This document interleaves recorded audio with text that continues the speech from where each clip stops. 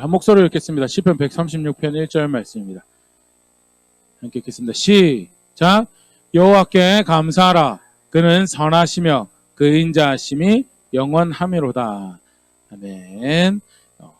성경에서 감사와 관련하여서 아주 유명한 대표적인 구절이 함께 읽겠던 요절 말씀인데요. 하나님 선하시고 하나님 인자하심이, 그 단순히 그냥 단회적인 것이 아니고 그것이 지속적으로 영원토록 선하시고 그가 인자하시기에 우리는 감사하고 또 감사할 수밖에 없습니다라는 고백하는 건데요.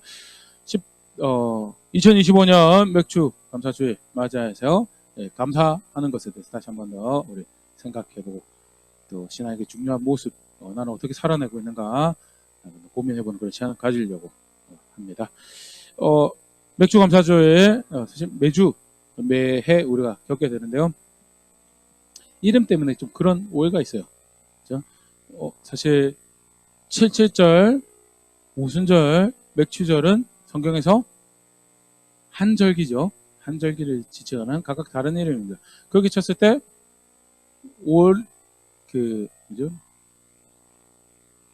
부활절 이후로 7주가 지난 시점에서 우리가 오순절 감사주일을 합니다. 근데 기념주일 이제 감사주일을 하는데 그러고 나서 또 맥주절을 하는 거는 이건 뭔가에 대해서 너무 구약적인 절기를 지키는 건가 아닌가라는 그런 오해들도 있고 각종 이제 이 시스템 자체에 대해서 성경에서는 같은 절기인데 왜 이걸 나눠서 한국 교회는 또 이걸 나눠서 하니 그게 우리 교회만 그런 게 아니죠. 그런 측면에서 여러 오해들도 발생을 하고 또 심지어는 이제 시시비비도 있는 걸로 제가 알고 있는데요. 먼저 우리 정확하게 다시 한번 더 정리를 해보면요. 먼저 맥주 감사주일 구약의 절기를 지키는 것이 절대 아니다라는 거죠. 골로새서 2장 16절 17절 말씀입니다. 그러므로 먹고 마시는 것과 절기나 초하루나 안식일의 이유로 누구든지 너희를 비판하지 못하게 하라. 17절입니다. 이것들은 장래의 일의 그림자이나 몸은 그리스도의 것이니라. 본체가 그리스도요. 안식일도 그렇고 절기도 그렇고 초하루도 그렇고 실제는 누구라는 거예요? 실제는 예수님이요. 예수님을 통해서 하나님께서 어떤 은혜를 베푸시고 어떤 구원을 베푸실 건가에 대해서 예수님 통해서 하나님께서 어떻게 백성들을 돌보실 건가에 대해서 나타내는 상징적인 예고편과 같은 것이 뭐였다고요? 그게 절기고 그게 안식일이고 그게 초하루였다. 그래서 예수님 오시고 난 다음에 더 이상 성도에게 있어서 절기나 초하루나 안식일은 먹고 마시는 것은 시비거리가 되지 못한다라는 것을 바울이 골로새 교회 편지하면서 분명히 밝히고 있죠. 그래서 우리도 절기에 대해서 하나님 백성 되려면 이렇게 해야 됩니다. 그렇게 이야기하지 않습니다. 절기를 통해서 기억해야 될 거, 헤아려 봐야 될 거, 다시 헤아리고 내가 제자를 찾아가기 위한 그런 도구로 사용하는 거지 이걸 가지고 하나님 백성 되고 안 되고 절대 그렇게 이야기하지 않죠. 혹 주일 성수에 대해서 강조를 하는 경우에 주일 성수 같은 경우에 예전에는 이제 굉장히 강화를 많이 했어요. 사실은 주일 잘 지키면 좋죠. 성경에서 가르치고 있는 대로. 그럼에도 불구하고 주일도 사실은 구원받느냐 못 받느냐 그거 가지고 이야기하지 않아요. 그러나 처음 자신의 백성들을 목양을 하실 때 제도적으로 주셨던 게 안식일이었죠.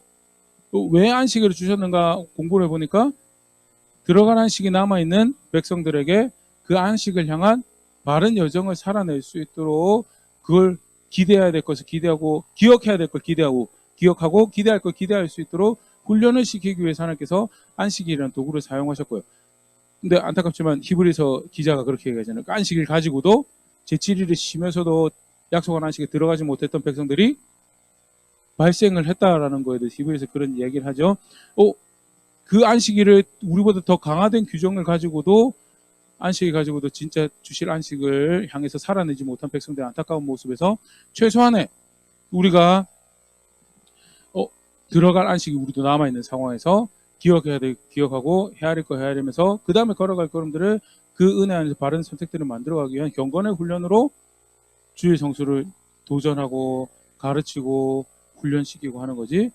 여기서 이렇게 이전의 구약에서 안식일 지키는 것처럼 절대 그렇게 하지 않죠. 그런 부분에서도 정리를 한번 할 수 있으면 좋고, 절대 맥추절 구약의 절기 지키는 게 아닙니다. 그러면 한국 교회에서 왜 맥추절을 이렇게 7월 초에 결정을 해서 지내게 되었는가에 대해서는 한국 교회 역사 안에서 어떤 일이 있었는가라고 볼 때, 하나님께서 그 감사의 절기를 만드시면서 하셨던 굉장히 중요한 목적 중에 하나가 뭐가 있냐면, 받은 복을 헤아려 보라라는 거예요. 받은 복을 헤아려 보라. 신명기 16장 9절 10절입니다. 일곱 줄을 셀지니 곡식에 났을 때는 첫날부터 일곱 줄을 세어, 이제 구약의 맥추절에 대한 설명이죠. 10절입니다. 너의 하나님 여호와 앞에 칠칠절을 지키되 너의 하나님 여호와께서 너에게 복을 주신 대로 너의 힘을 헤아려 자원하는 예물을 드리고. 주신 복이 있어요. 주신 복이 있어요. 그 이스라엘도 우리랑 비슷하게 수확을 두 번, 봄 수확이 있고 가을 수확이 있고 두 번을 해서 살아가도록 그렇게 돼 있고요. 예, 그걸 이제 하나님께서 지지해 주시는 은혜 방편이 이른비와 느린비라는 표현이 성경에 등장을 하죠. 그렇게 이 두 차례 수확을 하고 그거 가지고 살아가요. 그거 가지고 살아가는데, 우리도 예전에 쌀 수확량이 충분하지 않았을 때 보릿고개라는 표현이 혹시 기억이 나시나요? 실제로 그런 걸 경험해 보신 분도 있으리라 생각되는데 상당히 살기가 힘들어요. 그런데 그러고 나서 봄에 수확을 하고 봄 수확물 가지고 그 헤아려 보니까 어때요?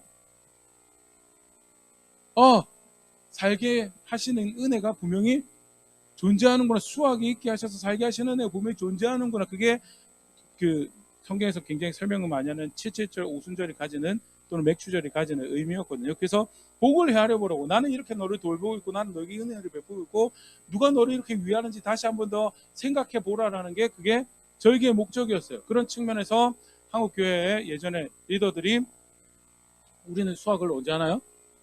보리 수학을 하고 나면, 봄 수학을 하고 나면, 그게 완전히 정리가 되어서 창고에 딱 들여놓는 게 지역마다 다르지만 7월 초가 되면 전국적으로 그게 다 해결이 되는 거예요. 그래서 7월 초가 되면 창고에 들어온 물건들 가지고 하나님 실제로 이렇게 우리에게 은혜를 베푸셨군요 라고 헤아려 볼 수 있는 그런 시기가 돼서 7월 초에 우리는 그런 맥추절을 그때 해서 한 해 반을, 또 다른 그 반을 살아갈 수 있도록 우리의 창고를 채우시고 그렇게 우리의 공급 되신 하나님 은혜에 대해서 헤아려 보는 시간을 가지자라고 해서 맥추절이 그렇게 만들어지게 되었고요.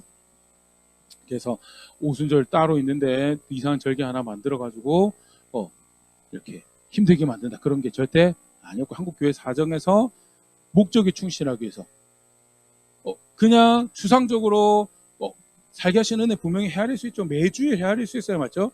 매주일 헤아릴 수 있고 그 은혜에 대해서 기억해낼 수 있습니다. 근데 그거 말고 좀 더 구체적으로 창고를 채우시는 은혜에 대해서 헤아리면서 실제로, 그리고 그걸 가지고 감사를 표현하고 기쁨을 표현하면 하나님께서 나를 살게 하신 것이 맞습니다라는 것을 고백하는 그 목적에서 한국교회에서는 7월 첫 주에 맥주절을 정해서 그렇게 지키게 되었다는 거예요. 첫 번째, 구약의 절기가 아니었다는 거예요. 그러면 계속해서 이제 이 절기에 대해서 좀 더 생각을 해보려고 합니다. 절기, 사실은 이제 감사하라는 목적에서 하나님께서 주신 것이 대표적인 거죠.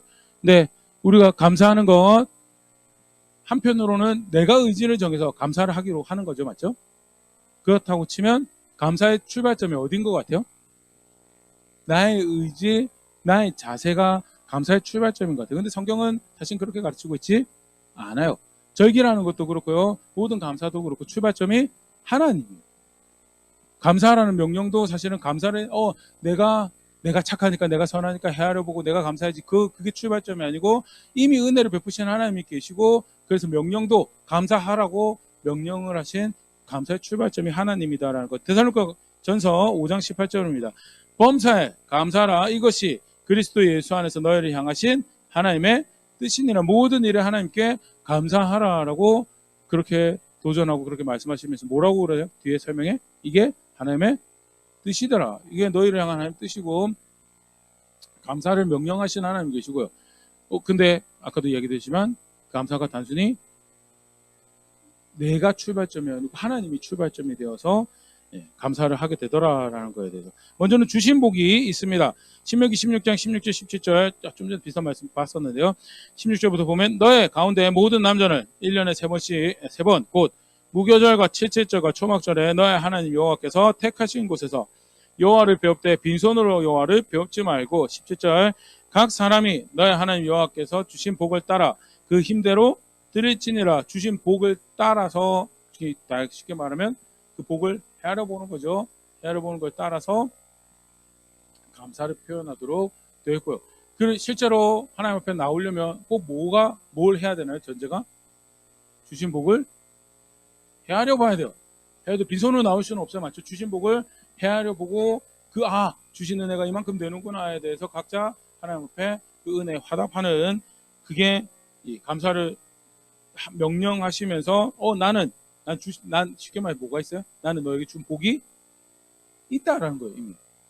그러면 여기에 대해 도대체 무슨 복을 주셨는가에 대해서 조금 더 특히 이제 지금 3대 절기 가지고 우리가 쭉 살펴보고 있는데요. 3대 절기 도대체 무슨 복을 주셨길래 감사할 거리가 있다라고 말씀하시면서 심지어는 모든 일에 감사하라고 말씀하시는가. 첫 번째가 6월절 경우죠. 신명기 16장 3절입니다. 유교병을 그것과 함께 먹지 말고 이래 동안 무교병고 고난의 떡을 그것과 함께 먹으라. 이는 내가 이국 땅에서 급히 나왔음이니 너의 평생에 항상 내가 애굽 땅에서 나온 날을 기억할 것이니라. 뭐 기억하라고요? 애굽 땅에서 나온 거 그게 뭘 의미하나요? 구원이죠. 구원이에요. 종된 자리에서 아까 박해 가운데 있던 자리에서 노예로 살던 미래가 전혀 없는 상황에서 건져내신 것을 기억하는 거 그게 너네 감사할 이유 있다. 그거는 당장 그때만 그 세대에만 해당되는 거였나요? 아니죠. 건져내시는 애는 그 이후에 가나안 땅에 정착하고 난 이후에도 애시당초 사실 건져내지 않았으면 그 역사는 있어요, 없어요? 존재하지 않죠. 거기서 미래를 이야기하고 소망을 이야기하는 그 모든 근거는 사실 어디에 존재하는 거죠? 건져내셨다는 그 사실에 입각해서 존재를 하는 거고, 그래서 세대를 거듭하고 매년 똑같이 찾아오는 이 절기, 그래도 너네는 감사할 제목이 분명하게 있고 나는 이만큼 이미 너에게 복을 준 사실이 있다라는 거, 그게 첫 번째 보일 수 있는 거고, 두 번째도 사실 비슷하긴 합니다. 근데 조금 뉘앙스가 달라요. 신명기 16장 11절 12절 실제적 오순절과 관련된 건데요. 11절부터 보면 너와 너의 자녀와 노비와 너의 성중에 있는 레위인과 및 너의 중에 있는 객과 고아와 과부가 함께 너의 하나님 여호와께서 자기의 이름을 두시려고 택하신 곳에서 내 하나님 여호와 앞에서 즐거워할지니 12절 너는 애굽에서 종되었던 것을 기억하고 이 규례를 지켜 행할지니라. 사실 오순절 같은 경우도 구원의 은혜를 감사하는 거가 분명히 있어요. 12절 같은 경우에는 그런 뉘앙스가 있는데, 사실 하나 더 굉장히 중요한 게 하나님이 계신 곳에 있을 수 종의 자리에서 나온 것, 억압받던 자리에서 나온 것도 나온 거지만 그 다음에 어디 있을 수 있어요? 택하신 곳에 이름을 두신 곳에 있을 수 있다라는 것. 더 이상 종되었던 자리에 있는 게 아니고 하나님의 백성으로 하나님께서 있으라고 하는 곳에 있을 수 있다는 사실, 그게 다르게 표현하면 백성이 된다라는 거죠. 그래서 오순절의 가장 큰 의미는 백성이 되었다는 거, 백성이 되었다라는 가장 대표적인, 지금 온 백성들하고 온 다른 민족들하고 우리 다른 특별한 민족이었다라고 이야기할 수 있는 두 가지 은혜가 이스라엘 백성들에게 있었죠. 하나가 성막이고 하나가 법이었죠. 성막을 가지고 살아가는 백성처럼 살아갈 수 있는 질서를 그들이 가지고 있을 거예요. 그 어떤 백성도 누리지 못한 그게 뭐야? 그게 백성으로 여김 받는다라는 거예요. 보이지 않는 하나님을 향한 길이, 보이지 않는 하나님과 함께 할 수 있는 길이 주어졌고, 그걸 상징하는 기물이 주어졌고, 그래서 그 하나님이 이름을 두시려고 택하신 곳에 있을 수 있고, 거하라고 곳에 거하시면서 그러면서 감사할 수 있는, 은혜를 하릴 수 있는 그게 있고요. 신약의 우리들 같은 경우는 어때요? 예수 그리스도를 보내주셔서 종된 자리에서 건져내 주셨다면, 성령으로 인치셔서 어떤 문화에 살든 어떤 환경에 살든 어느 동네에 살든 상관없이 내 백성이다. 그리고 단순히 거기서 끝나지 않죠. 에베소서 같은 경우에 인치시고, 그 인치셨다는 것이 뭐가 돼요? 미래의 하나님 나라, 영원한 하나님 나라에 대한 보증이 되어서 우리의 여정들을 이끌어고 확신 가운데 살아갈 수 있도록 하신 것이, 그게 사실 오순절이 가지는 의미고, 종이 되어 자유롭게 하셨다는 게 있다면, 두 번째는 그렇게 해서 백성을 삼아 주셨다라는 은혜가 존재를 하고 있다는 거. 세 번째, 3대 절기 세 번째에서 또 하나 보면요. 레위기 23장 43절입니다. 이는 내가 이스라엘 자손을 애굽 땅에서 인도하여 내던 때 조막에 거주하게 한 줄을 너희 대대로 알게 함이니라. 나는 너희 하나님 여호와이니라. 애굽 땅에서 인도하던 여정 내에 어디에 거하게 하셨다고요? 대표적인 하나님의 돌보심을 이야기를 하는 거죠. 만나로 먹이시기도 하시고 보호하시기도 하시고 치료하시기도 하셨던, 그렇게 초막에 거하게 하셨던 하나님의 은혜가 분명히 존재했고요. 그들만 해당되나요? 사실 우리는 광야를 걸어본 적이 없어요. 그러나 소위 말하는 영적인 이해에서 예수님 믿고 약속으로 주신다는 땅, 하나님 나라 우리가 들어가기 전에 우리가 걸어가는 삶은 신약에서 사실 그렇게 비유를 하죠. 광야 같은 여정이고. 근데 그냥 야 내가 건져준 게 어디냐, 백성 삼은 게 어디냐, 그러니까 꼬린 지점까지는 이제 네 힘으로 달려와 이렇게 해도 사실은 할 말이 없어요. 건져주시는 은혜가 크니까. 근데 거기서 끝나는 게 아니고 걸음걸음 인도해 가시고 이끌어 가시는 그런 은혜들이 존재하죠. 그래서 사실 빌립보서 같은 거, 빌립보서 1.6절 같은 경우에 바울이 그런 빌립보 교회를 향해서 그런 얘기를 합니다. 선한 일을 시작하시니가 그리스도 예수의 날에 그가 그것을 이루실 거에 대해서 내가 확신한다라는 걸 교회를 위로하고 또 본인도 그 하나님 뜻에 향한 기뻐하는 마음을, 하나님 시작하신 일 하나님 끝내실 거예요. 그리고 그 여정을 하나님께서 보호하시고 하나님께서 이끌어가시고 지켜가시고 하시는 여정들을 살아가도록 하시고요. 물론 그렇게 치기에는 목사님 광야에서 많이 죽었는데요. 그거는 누구의 실패요? 하나님의 실패인가요? 아니요, 백성들의 실패죠. 그 백성들의 실패고, 하나님은 보호하시는 일에서 실패하시지 않고 이끌어가시는 일에서 실패하지 않고 그들 위에 구름기둥을 치시고 부름기둥을 치시는 일에서 실패하신 적이 없어요. 그렇게 여정을 이끌어가시고요. 신약 백성이 우리에게도 성령께서 함께 하시는 것도 이끌어가시는 은혜 하나고, 여러 가지 다양한 모습으로 돌보시고 이끌어가시는 은혜들을 베푸시고요. 구약에도 마찬가지지만 받은 복을 헤아린다라고 할 때 우리가 헤아릴 복이 분명히 존재하고 감사할 제목이 존재하고, 그리고 그 근간은 어디요? 하나님께서 이미 베푸신 은혜가, 이미 베푸신 복이 있더라는, 거기가 출발점이 되는 거예요. 거기가 출발점이 되고 그게 시작이 되고 우리가 시작이 아니다라는 거에 대해서 꼭 기억하셨으면 좋을 겁니다.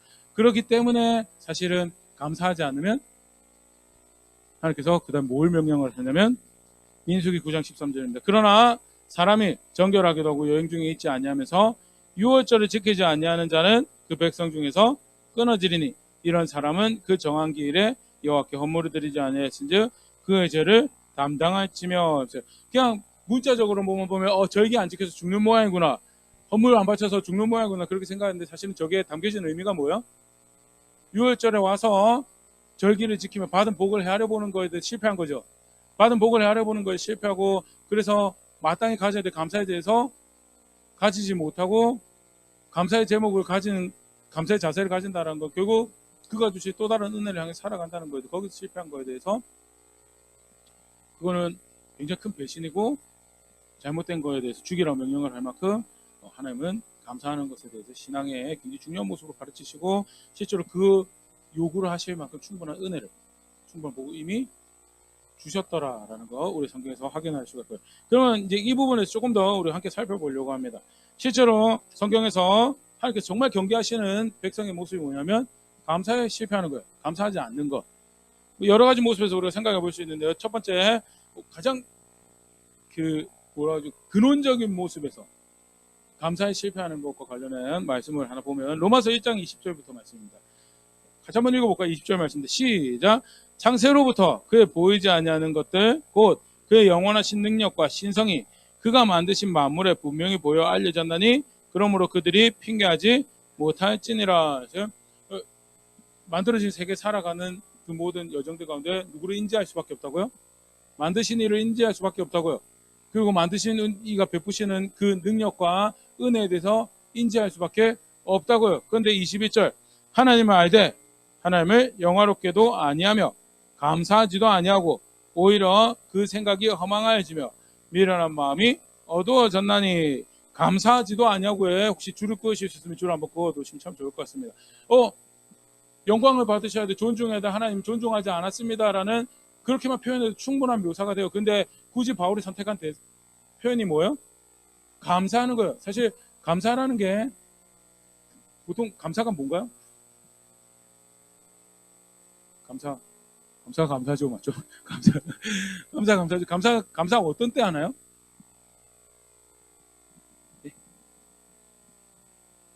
내 덕이 아닙니다라고 할 때 감사하죠, 맞죠? 부모님 덕입니다 할 때 부모님께 감사하고, 여러 가지 도움을 주신 선생님들한테 내가 내 덕이 아니고 돌봐주시고 보살펴주신 도움이 있었습니다. 그 덕으로 내가 살아갑니다라고 할 때 그때 감사하는 거예요. 감사의 가장 기본적인 자세는요, 내가 하지 않았다라는 거예요. 내 덕이 아니고 당신의 공로를, 당신의 수고를, 당신의 덕을 인정합니다라는 그런 자세고, 실제로 존중한다라고 할 때 가장 근간이 되는 자세가 뭐냐면 당신의 수고, 당신의 공로에 대해서 내가 인정합니다라는 그런 모습이고, 그게 감사의 모습이고. 그래서 바울이 사용한 단어가 영화롭게 하지 않고라고 한 다음에 뭐라고 표현하고 있냐면 감사하지 않았다고. 근데 실제 그 결과가 그래서 어떻게 가나요? 감사하지 않았을 때 감사해야 될 대상 분명히 존재하는데 감사하지 않으면 어떻게 되나요? 그 다음에 그게 등장이 납니다.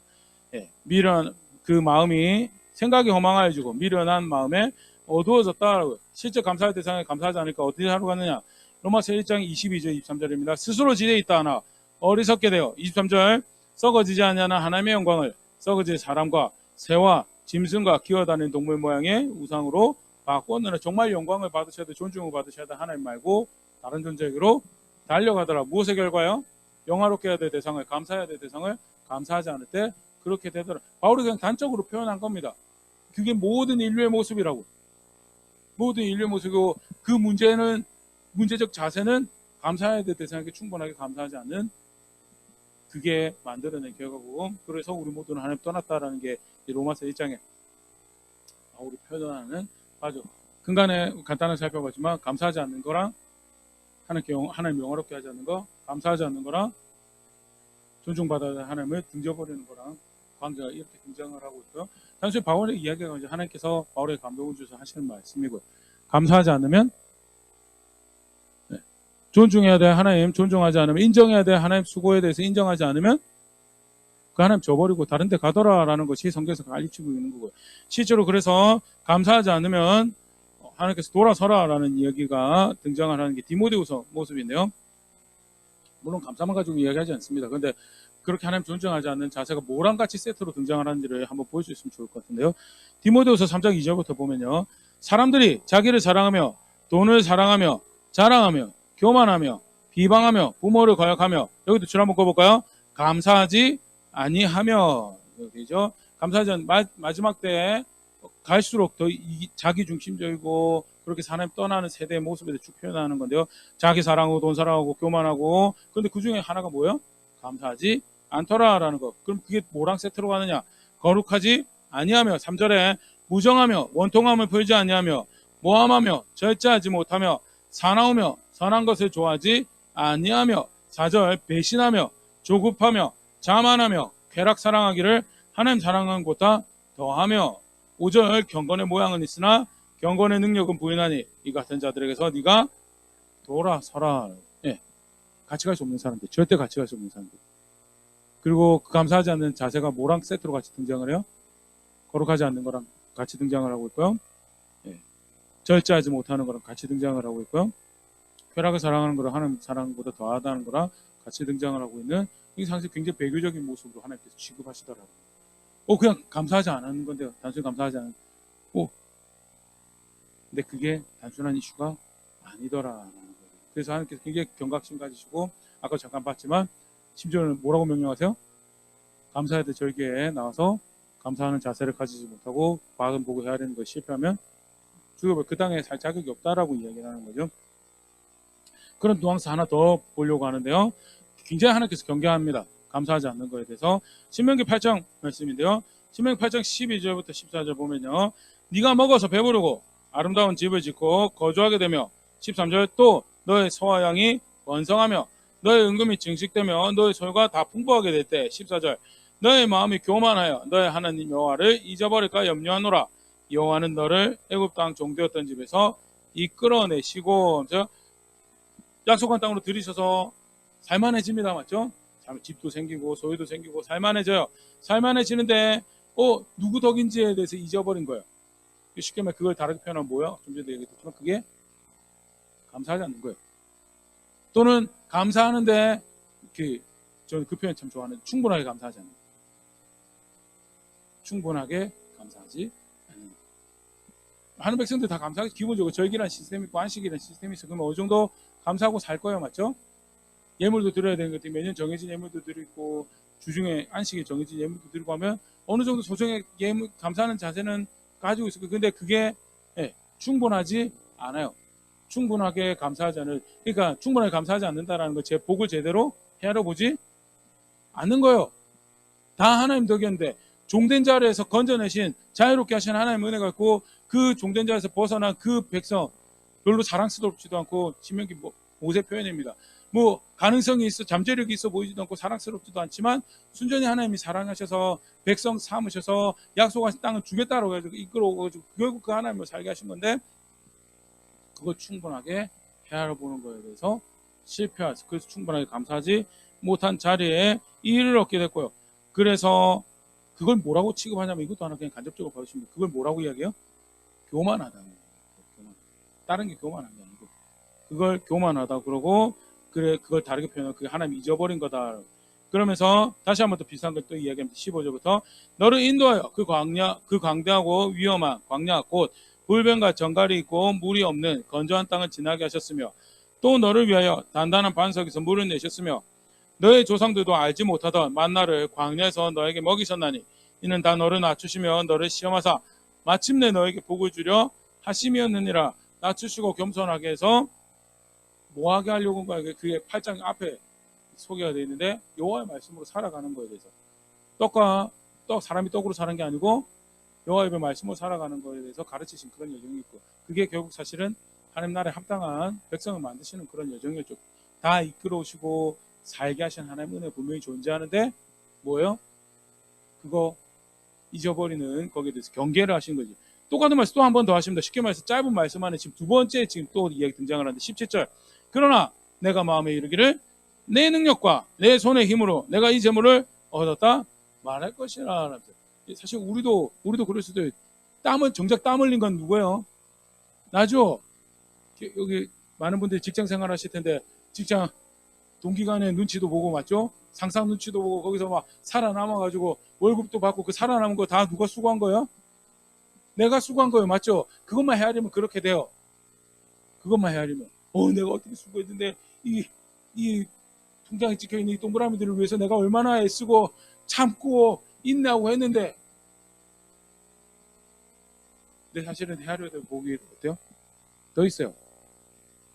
헤아려야 될 복이 우리 간단하게 3대 절기 제목에서 봤지만 헤아려야 될 복이 분명히 있어요.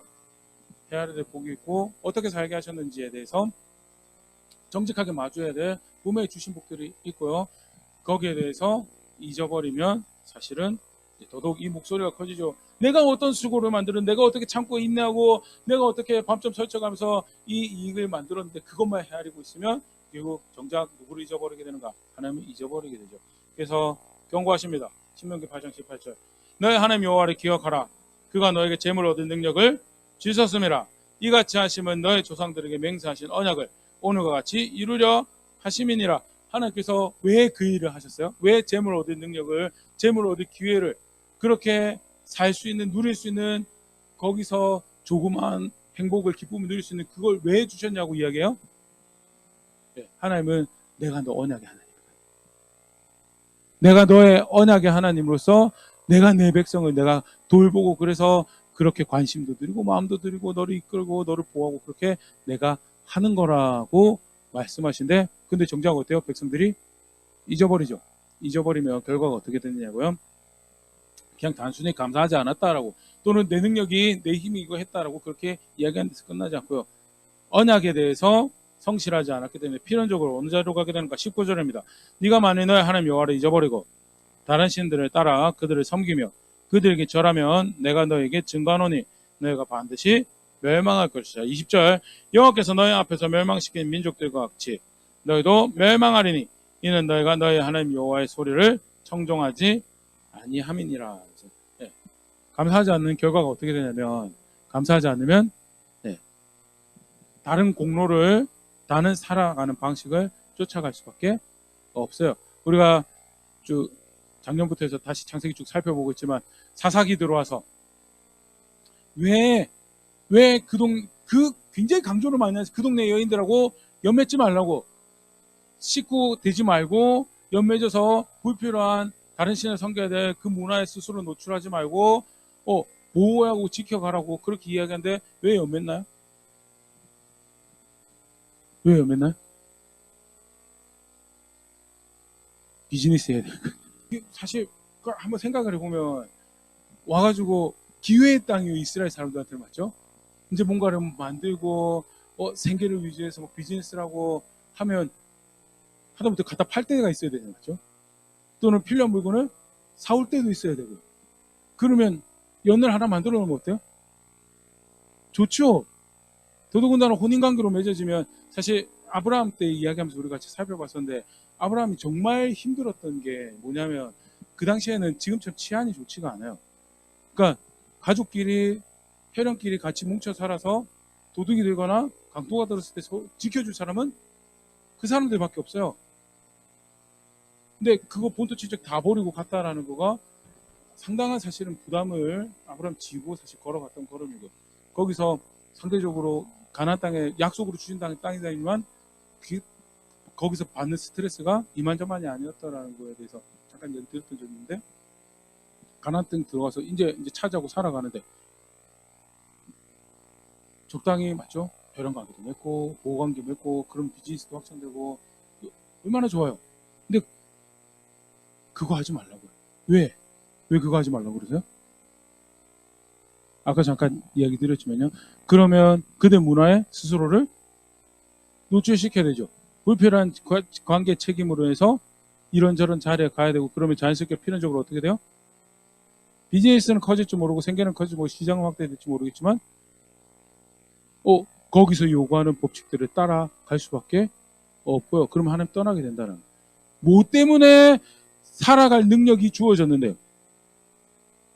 언약의 하나님이 돌보셔서 살아갈 능력이 주어졌다라고 이야기하고 내가 너의 하나님이소 내가 한 일이다라고 하는데 거기에 언약의 하나님이 돌보시고 언약의 하나님이 지키시고 언약의 하나님이 내 백성이다라는 것보다도 내가 비즈니스를 늘려서 내 수고 가운데 내가 이렇게 확장하고 내가 조금 더 여기서 안전하고 안녕을 누려야 되겠습니다. 그렇게 갈 수밖에 없는 게 내 힘으로 했다라는 자세에서 근간 그 공로로 살아갔다라는 게 헤아려지지 않는 그렇게 될 수밖에 없고요.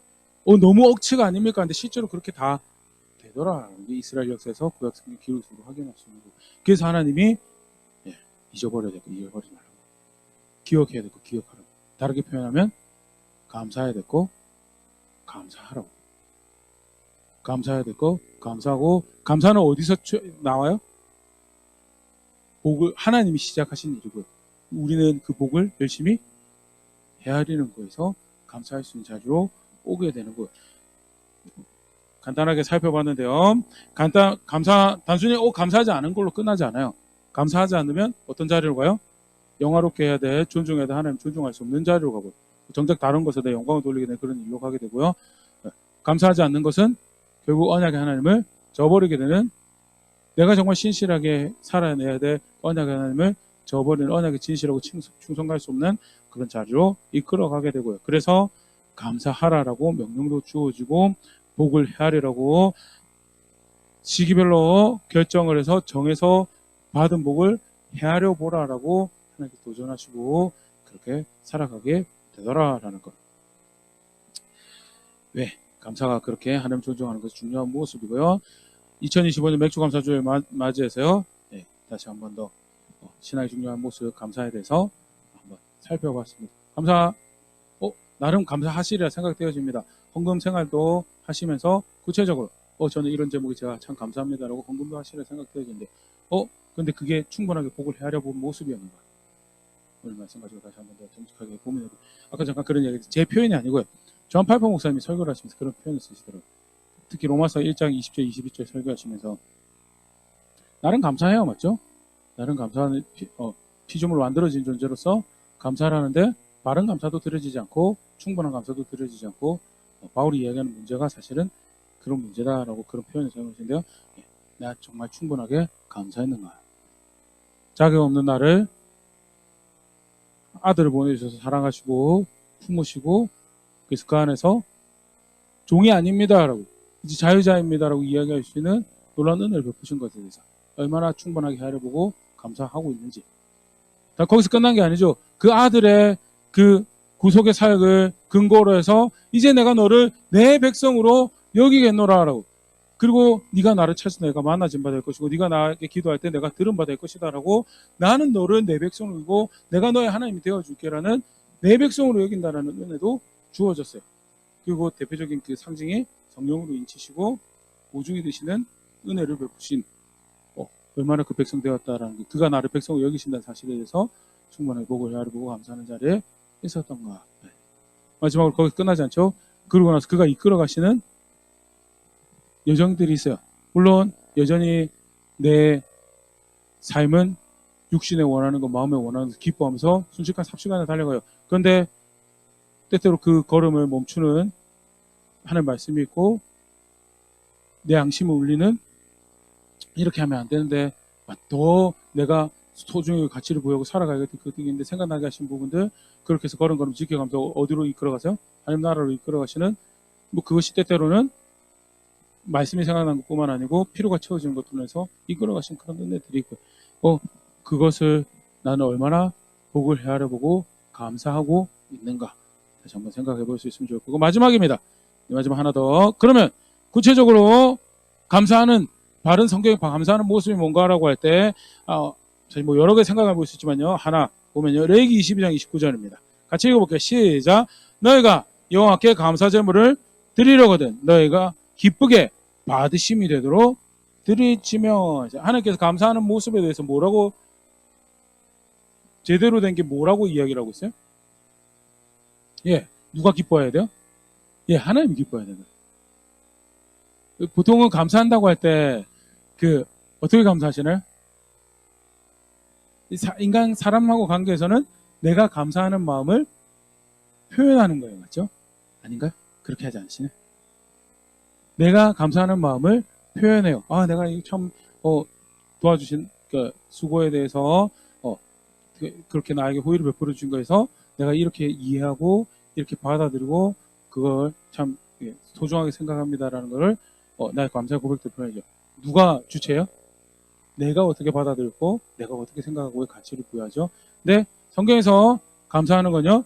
하나님께 감사할 때 하나님 제가 하나님 이만큼 생각합니다. 제가 하나님 이만큼 즐거워합니다. 제가 이만큼 기뻐합니다. 그게 감사가 아니에요. 누가 기뻐 받아야 된다고요? 예, 하나님이 주체예요. 하나님이. 그래서 하나님 받으실 만한 고백들을 만들어가는 게 그게 감사고요. 이것만 해도 사실은 굉장히 세계가 달라지죠. 내가 기뻐하는 게 아니에요. 내가 이 정도 표현했으면 난 참 감사하는 사람이야. 그게 아니에요. 하나님이 기뻐 받으실 만한 감사를 하는 거고요. 그래서 사실은 감사한다라고 할 때 뭐랑 같이 세트로 등장했던 것 봤냐면 언약 백성으로 살아가는 거가 세트로 등장하는 거고요. 감사한다라고 할 때 뭐랑 세트로 등장하냐면 하나님을 영화롭게 하는 거랑 하나님을 존중하는 거랑 세트로 등장을 하고 있고 반대로 감사하지 않는다라고 할 때 쾌락 사랑하기를 하나님 사랑하는 것보다 더한다라는 돈 사랑하고 자기 자랑하는 것이 세트로 등장하게 되는 그런 연유가 있더라라는 거. 한 번만 가지고 이야기하는 게 아니고 그게 성경에서 감사를 가르치고 있는 모습이고요. 꼭 기억하실 수 있으면 좋을 것 같습니다. 내가 감사한다라고 할 때 어떻게 감사하는 거예요? 하나님 기뻐하시는 걸 하는 게 그게 감사하는 바른 모습이에요. 그렇게 되면 상당히 적용해 볼 게 흥미롭게 다양해지죠. 그래서 언약 백성으로 신실하게 살아가는 것도 사실은 내가 얼마나 충분하게 감사하는가의 한 지표가 됐고 내가 얼마나 하나님 존중하고 하나님 영화롭게 하는가에 대해서도 내가 얼마나 제대로 감사하는가의 한 지표가 될 수 있는 그런 부분들 전부 다 정리하고 이렇게 감사하는 게 감사하는 거구나 라고 그리고 그 감사에 실패하는 게 다르게 표현하면 신앙에서 실패하는 모습으로 굉장히 성경에서 중요한 신앙의 모습을 가지고 있는 게 감사구나라는 거. 맥주 감사절 다시 맞이하여서 성경에서 가르치고 있는 신앙의 중요한 모습으로 감사에 대해서 함께 생각해 봤는데요. 명령으로 주어졌습니다. 그래서 그걸 따라 살아가는 게 백성의 마땅한 모습입니다. 그런 측면에서라도 충분하게 감사하기 위해서 받은 복을 열심히 다시 헤아려보고 뒤져보고 그런 가운데 열정이 감격이 하나님 앞에 아름답게 고백되어지고 그가 기뻐하실 만한 선택들 만들어가는 가운데 내가 누구 덕으로 살아가는가 압니다. 내가 누구 은혜로 살아가는가 압니다. 라고 겸손을 고백하는 그런 걸음들 만들어가는 거기서 자라나는 제가 될 수 있으면 좋을 것 같고요. 그렇게 성숙해져가는 우리 교회 될 수 있으면 좋을 것 같습니다.